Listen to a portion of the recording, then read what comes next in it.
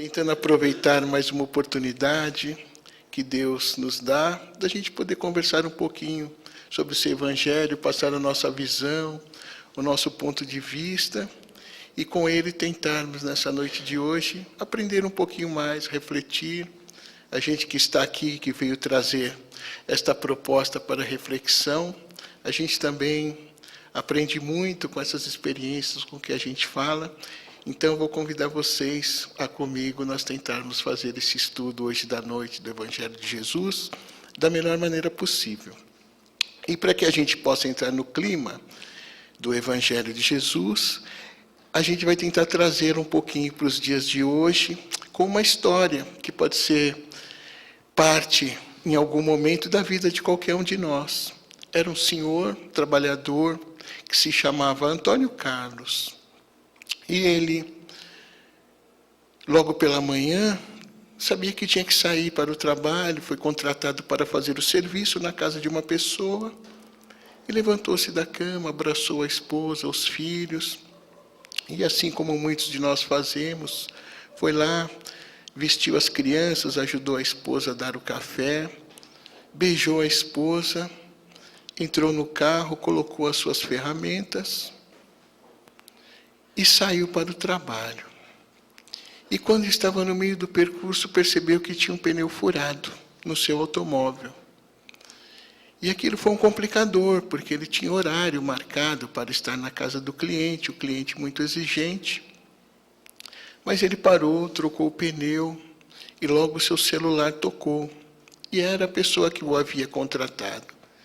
E até meio ríspido: puxa, você falou que estaria na minha casa 8 horas, eu tenho um compromisso.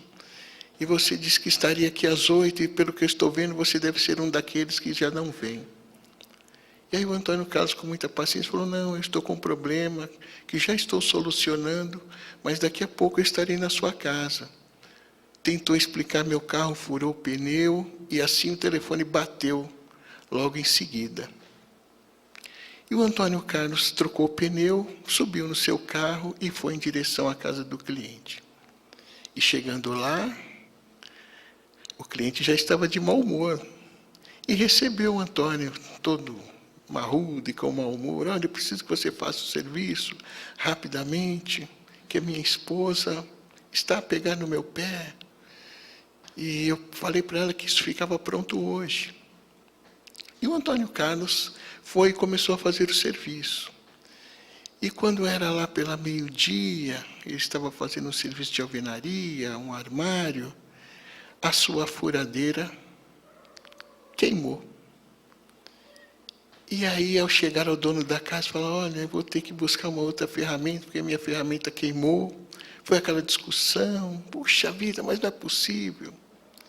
E aquela pessoa mostrando muita intransigência, e o Antônio Carlos com toda a paciência. E aí a esposa do cliente que estava próximo disse: bem, você tem uma ferramenta lá que você nunca usou, empreste para o moço. E assim foi feito. E o Antônio foi fazer o seu serviço, e lá pelas 5 horas da tarde ele terminou aquele armário. Terminou o armário, e a esposa estava muito contente e tudo, mas pediu ali para que o rapaz que estava trabalhando executasse mais algumas atividades, porque o seu marido não era muito afeito a fazer as coisas do lar. Bem, peça para ele fazer aquilo, colocar aquilo na parede, fazer aquela outra coisa, já que você não faz para mim, aproveite. Ele: não, se quiser, peça a você, eu não vou pedir nada a ninguém. E a esposa pediu, e aquele senhor gentilmente foi e executou mais algumas tarefas. E para que aquele serviço ficasse completo, ele terminou lá pelas 7 horas da noite. Quando ele saiu para colocar as ferramentas no seu carro, e foi guardando aquilo, e acomodando as coisas, recebeu por ter feito aquele serviço, mas ficou uma outra parte para que fosse feita no dia seguinte. E ele acomodou todas as coisas, e a hora que ele foi sair com o carro, que estava na garagem daquela casa, o carro não dava partida. E aí foi mais um transtorno. O dono da casa: mas não é possível, Só essa que me faltava agora. O carro do homem quebrou na nossa garagem. E a senhora, muito pacientemente, falou: meu bem, amanhã ele vai fazer um outro serviço para nós, auxilio. E aquela pessoa meio contrariada falou: o que o senhor precisa aí para fazer esse carro funcionar? Aí eu não sei, ele não quer pegar. E tentaram fazer a tal da chupeta e nada. E o carro nada de pegar. E a esposa falou: meu amor, por que você não vai levá-lo até a casa dele? E aí, não precisa nem falar, né? Mas mesmo contrariado, o esposo colocou aquele senhor no carro e foi. Isso já eram umas quase 8h30 da noite. E saíram os dois. Onde é que o senhor mora? Ah, eu moro em tal lugar assim, assim. E foram indo pelo caminho. E foram indo, mas nada de se travar uma conversa. Ao chegar à porta da residência daquele trabalhador, do Antônio Carlos, e parando ali, o Antônio Carlos falou: olha, eu percebi que o senhor não jantou. E me alegraria muito se o senhor adentrasse a minha casa comigo e jantasse conosco. E aquele senhor meio que contrariado falou: meu Deus do céu, só essa que me faltava. Mas resolveu aceitar o convite. Nem ele sabia por quê, mas resolveu aceitar o convite. E assim que chegou à residência, era uma residência que tinha um quintal, e nesse quintal tinha uma árvore frondosa no quintal. E o rapaz pediu para que abriu o portão, e a pessoa foi entrando com ele, e ele, um pouco antes de adentrar a sua casa, bateu a porta, a esposa veio, abriu, e ele falou: meu amor, eu trouxe comigo meu cliente de hoje para que ele pudesse jantar conosco. Ah, que bom, eu vou pôr mais um prato na mesa. Por que você não me avisou? Ah, ele foi de repente, não deu para avisar. Mas antes que ele entrasse na casa dele, ele se dirigiu até aquela árvore e ficou por alguns instantes retido ali. E logo na sequência ele voltou para a porta da casa, onde estava lá o seu amigo, né? E adentraram para jantar. E se sentaram à mesa, e logo a esposa começou a colocar as coisas para que eles pudessem jantar. E ele e as crianças que estavam no quarto: papai, papai, o senhor chegou. E ele chegou ali e abraçou as crianças com o maior carinho, beijou, abraçou a esposa, conversou com a esposa: foi tudo bem? Como foi a escola? Como foram as aulas das crianças? Como foi o seu trabalho, meu amor? E foi conversando. E o cliente marrudo estava ali a observar aquela situação. Jantaram, despediram-se, ele foi até a porta com as crianças, com toda a felicidade, a família toda, despediu-se do seu cliente, o abraçou, e aí ele mesmo, constrangido, com o abraço, subiu em seu carro e foi embora. No dia seguinte, ele voltou para fazer o serviço e buscar o carro, para que pudesse fazer os reparos, para que o carro pudesse sair dali. E o seu patrão ali, daquela situação, chegou para ele e falou, depois de muito tempo pensando: eu posso te fazer uma pergunta? E ele disse: pode. Falou: puxa vida, eu percebi alguma coisa estranha quando eu fui à sua casa. E o rapaz falou: o quê? E ele falou: puxa,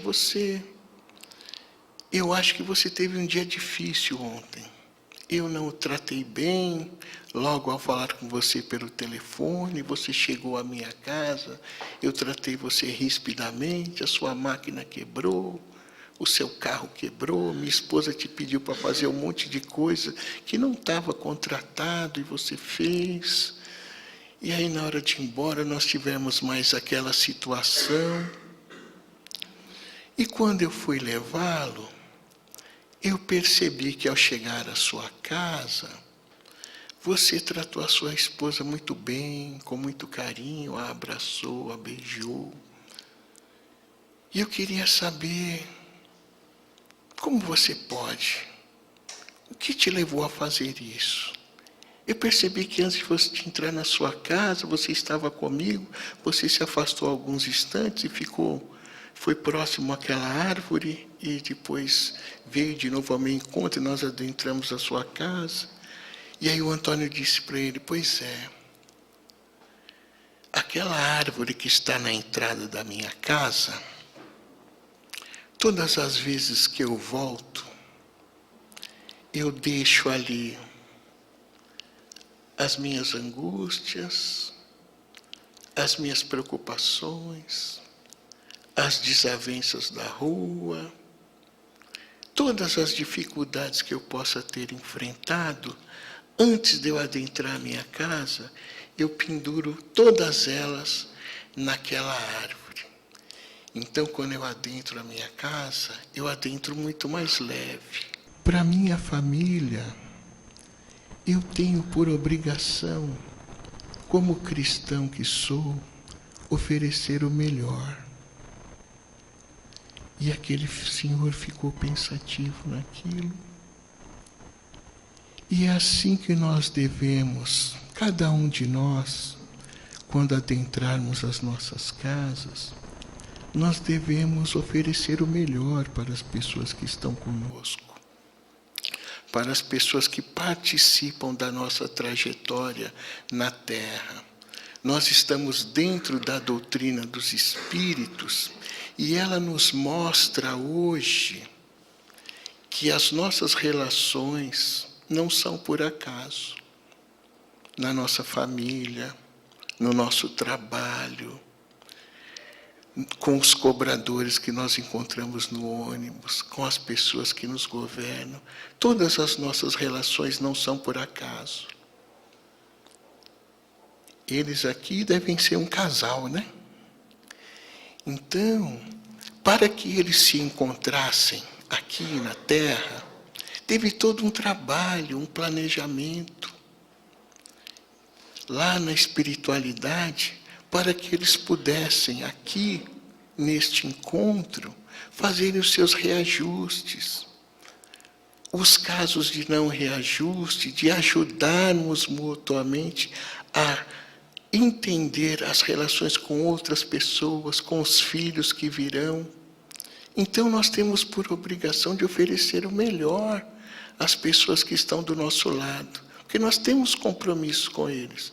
Os encontros não são por acaso. Se eu tenho um filho problema, um marido problema, uma esposa problema, um esposo problema, uma cunhada problema, nós sabemos que isso não é por acaso. Então nós temos que dar o melhor a cada um deles. Minha esposa, que está aqui, ela sempre fala assim, puxa, você sempre rouba minhas palestras, né?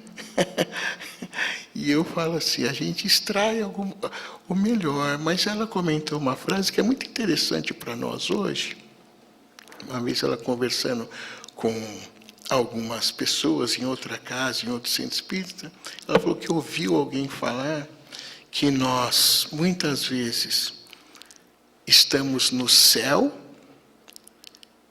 trabalhando para ir para o inferno. E o inferno não é o inferno é o inferno, né? É o umbral, são as regiões mais sombrias. Então, o que é o céu?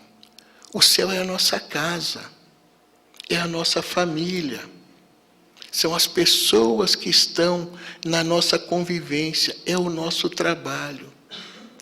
Mas cabe a cada um de nós escolher se você vai fazer dessa ferramenta a possibilidade de você ir para o céu ou para o inferno. Cabe a você a escolha.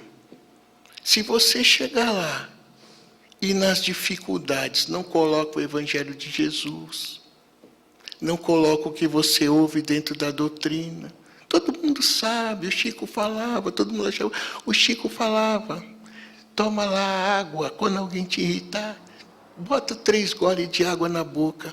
A gente não faz. Não faz por quê? Porque não sabe ou porque não quer fazer. Saber sabe o que tem que fazer, mas nós não lembramos de fazer. Então nós estamos no céu caminhando para o inferno. Se nós temos oportunidade de auxiliar as pessoas que estão conosco na nossa jornada, é uma oportunidade bendita. Então nós não podemos reclamar, nós não podemos maldizer. Ai, mas está difícil aguentar o fulano, o beltrano, o ciclano. A gente já sabe que a vida não se iniciou aqui, que os antecedentes já estão lá atrás, e que estas pessoas que estão ao nosso lado são oportunidades de nós nos reajustarmos com ela. Então, por que maldizer? Por que não suportar? Nós nos irritamos com coisas tão pequenas. E aí, os homens da plateia vão gostar. Porque, às vezes, uma meia incomoda.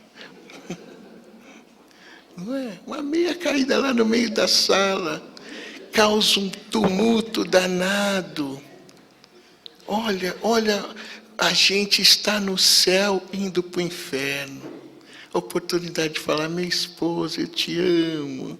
Que bom que você deixou a meia aí. É uma oportunidade de eu pegá-la e crescer com isso. Ai, que bom. Está tão cheirosa, né? Mas é isso. A gente está no céu, gente. Aproveitem a oportunidade. É nisso que a gente tem que direcionar nossas forças para o amor. O amor, como Jesus, né, nos ensinou, ele é a chave para tudo. A gente, quando briga com alguém, quando discute, quando não tolera alguém, nós estamos indo por nós mesmos. Mas nós não podemos ir por nós mesmos. Nós temos que ir por Jesus. Nós temos que ir por Jesus. Porque a gente vai falar, puxa vida, é o caminho. Realmente é assim que funciona. Testem na casa de vocês. Ontem eu estava conversando com algumas pessoas numa outra casa, e eu tinha muita dificuldade quando eu nasci. Eu tenho uma irmã 2 anos mais velha que eu. Hoje ela está com 53, eu estou com 51. Mas eu e minha irmã, desde que nós retornamos à Terra, nessa encarnação, nós brigávamos como gato e cachorro, sempre, desde criança, e eram brigas ferozes. Eu não sei se vocês já devem ter visto o pitbull brigando. Então, eu e minha irmã, nós éramos como pitbulls, nós brigávamos, ela não podia me ver, e eu não aguentava que ela não podia me ver, então ela partia para o ataque e eu revidava. E era assim a nossa infância. Ela, na época, eu era o único filho homem da minha mãe, que eu tive um irmão 9 anos depois. Então, nós fomos até quase 10 anos ali, só eu e ela. E eram brigas ferozes, eram brigas que eram assim. Eu tinha um brinquedo, ganhava um brinquedo, e assim que ela via que eu desocupava aquele brinquedo, ela ia lá e quebrava o brinquedo. E muitas vezes ela quebrava no martelo. A coisa era. E quem explica isso? Ninguém explicava.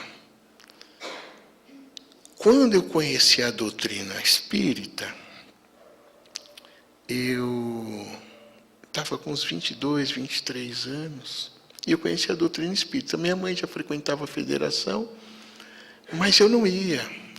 Minha mãe falava de espiritismo, aquela coisa toda, mas eu não ia. Queria saber de baile, queria saber de folia, mas não ia, não queria saber. E aí eu conheci a doutrina espírita. Tinha me separado novo e conheci a doutrina espírita. E tinha acabado de retornar para a casa da minha mãe. Eu, quando casado, pela primeira vez, hoje eu sou casado há 23 anos com essa santa que está aqui. E quando me casei pela primeira vez, eu me lembro que um dia eu fui visitar a casa da minha mãe, e eu estava com 20 anos de idade, e minha irmã estava lá. E ela veio com uma faca para cima de mim, me cortou de faca e tudo. Então o negócio era sério, não era briguinha de ficar de mal, não, era sério o negócio. E quando eu me separei, o filho, quando separa, tem que retornar para onde? Para a casa da mãe, né? Geralmente é o padrão. E aí retornei para a casa da minha mamãe, quem estava lá? A minha inimiga número 1, me esperando. E aí todo dia eu chegava, era uma confusão. Mas aí eu já conhecia a doutrina espírita, né? Aí eu falava, puxa vida, esse centro que eu frequento até hoje, na época eu comecei a frequentar essa casa lá em Ermelino Matarazzo. E aí o Evangelho segundo o Espiritismo era muito concorrido. Aí tinha uma biblioteca lá que estava desativada e eu passei a mão no Evangelho segundo o Espiritismo e falei, eu vou levar isso aqui para casa, porque eu vou ler lá em casa. E aí levei aquele Evangelho para casa. E aí eu chegava do serviço cedo, lá pelas 14 horas eu já estava em casa. E ela trabalhava no jornal à noite. E eu cheguei e ela estava no sofá, atravessada com o pé no outro sofá. Eu tinha que passar por ali.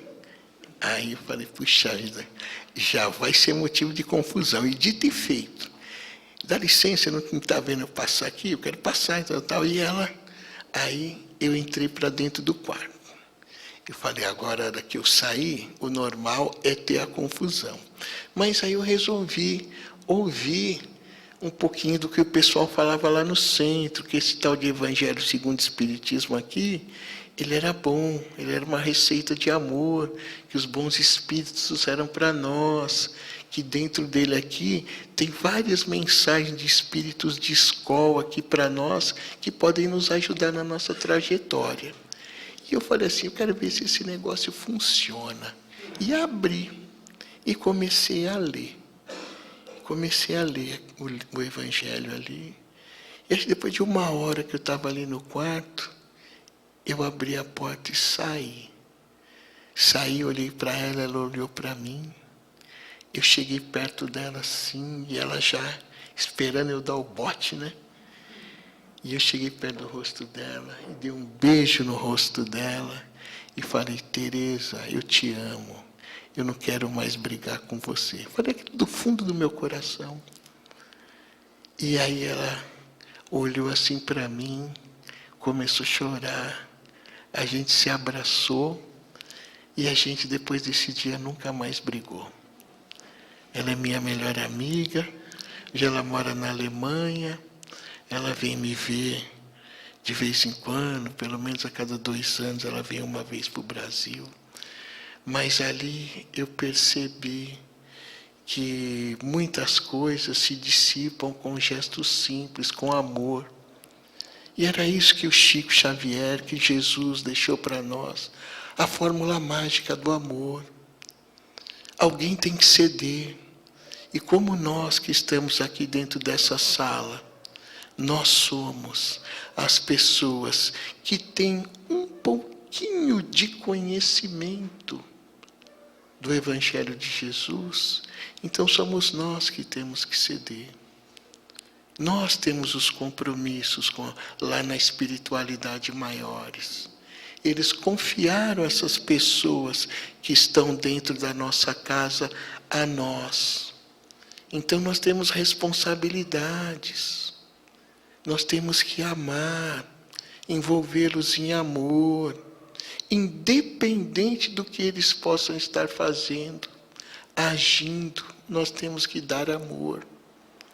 E a espiritualidade vem nos mostrando isso constantemente. Não vê quem não quer. Nós temos que ceder. O primeiro passo é nosso, o segundo, terceiro, quarto, quinto. Se nós formos olhar muitas vezes, e nós precisamos, dentro da nossa família principalmente, mas também no trabalho, com aqueles colegas difíceis, os cercá-los de amor, de paciência, de tolerância, que é isso que a doutrina espírita nos pede. E funciona. Um dia vai dar resultado. Você vai colher o resultado dos seus esforços. compensa. Quando a gente pensa que não compensa, compensa. Então nós temos que ter muita alegria, muita força para mudarmos o nosso olhar.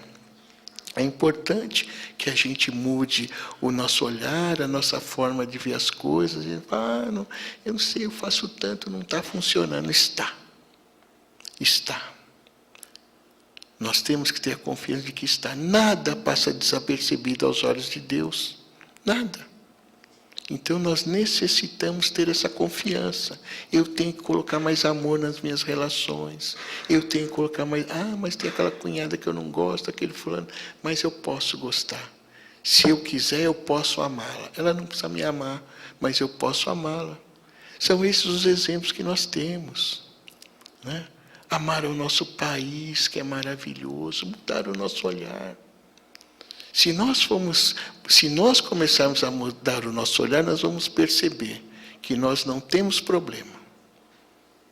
Se alguém aqui pensa que tem problema, não tem problema. O que nós temos? Nós temos ferramentas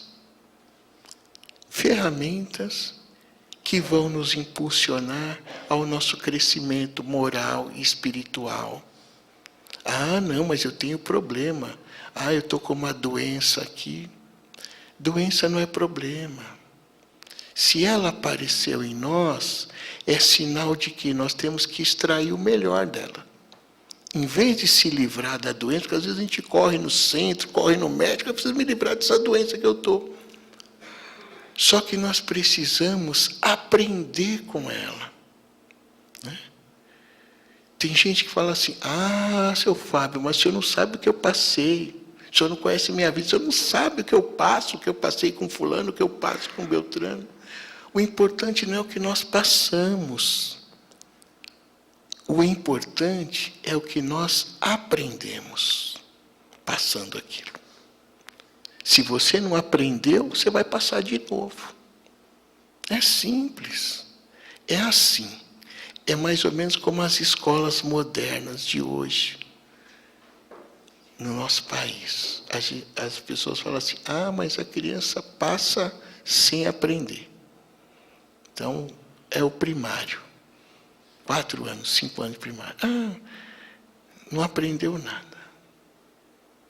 Passou. Mas passou de ano. Passou o primeiro, passou o segundo, passou o terceiro, passou o quarto. É uma opção dele aprender alguma coisa. Ele vai passar, porque a passagem é automática. Mas lá na frente, ele vai ver, puxa vida, você sabia que passava direto, mas o professor estava lá ensinando, dando matéria. Você não aprendeu. Agora tem que fazer o concurso, tem que fazer o não sei o quê. Aí o que ele tem que fazer? Passar de novo. Não é assim que funciona?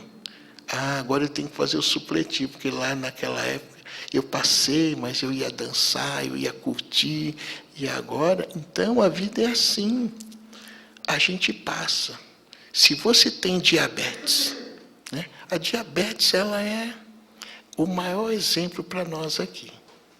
Às vezes a criança já nasce com diabetes. Eu tenho um vizinho lá, menininho lá, que quando ele fez 1 ano de idade, 2 anos, foi uma correria lá, a mãe dele gritando e jogando açúcar na boca dele, foi uma loucura.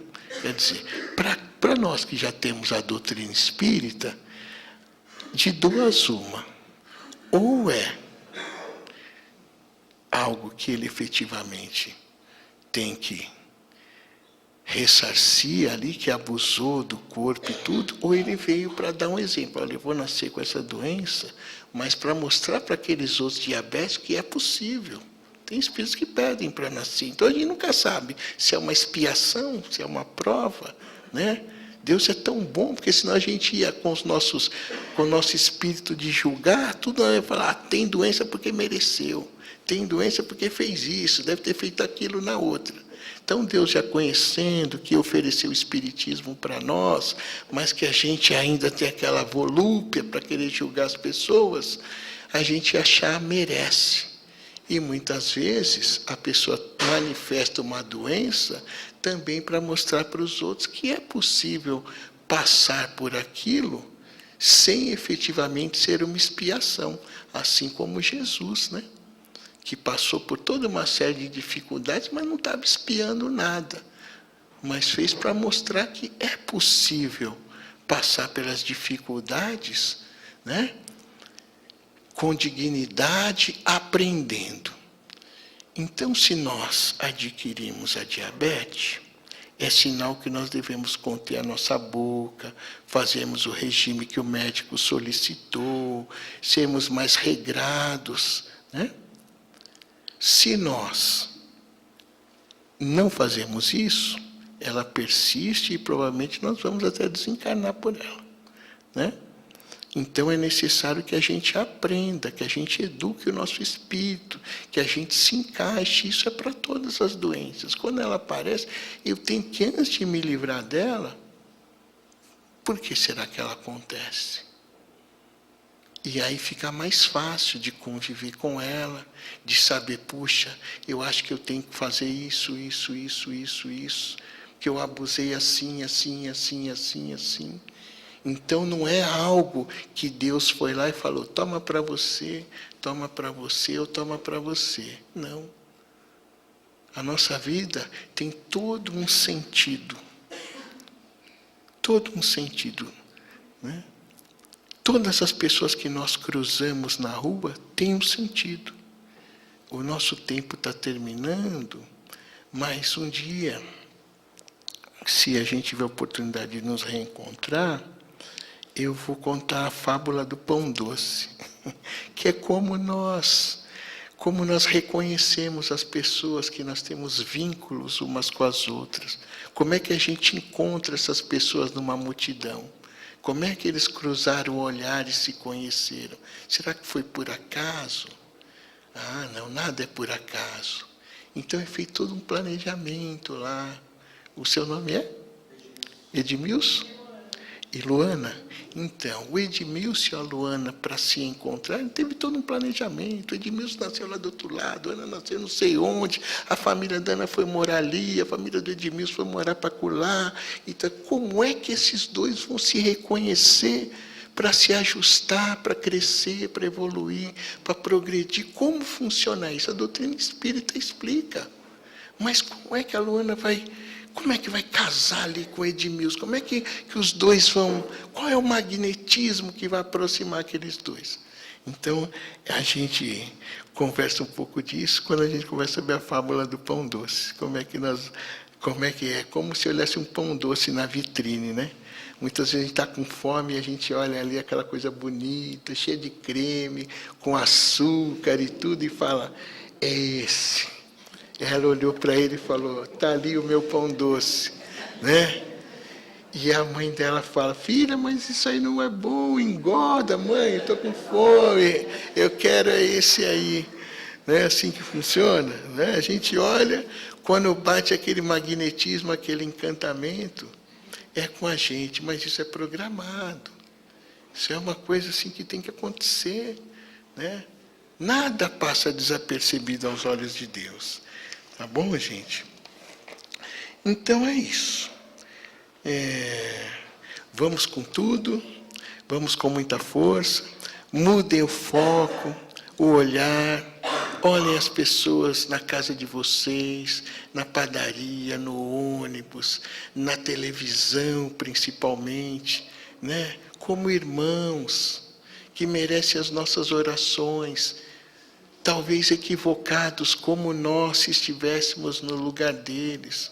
Façamos dos nossos instrumentos de smartphones, de internet, coisas boas para mandar para as pessoas, com equilíbrio, coisas de amor, de crescimento, de engrandecimento moral, espiritual.